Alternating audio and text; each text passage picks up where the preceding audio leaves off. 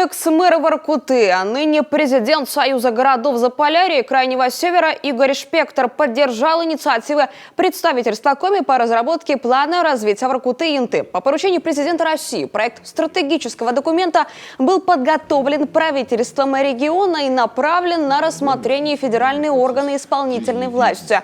Тема стала поводом рабочей встречи главы республики Сергея Гапликова с Игорем Шпектором, который также занимает пост председателя Комиссии Общественной палаты России по ЖКХ, строительству и дорогам.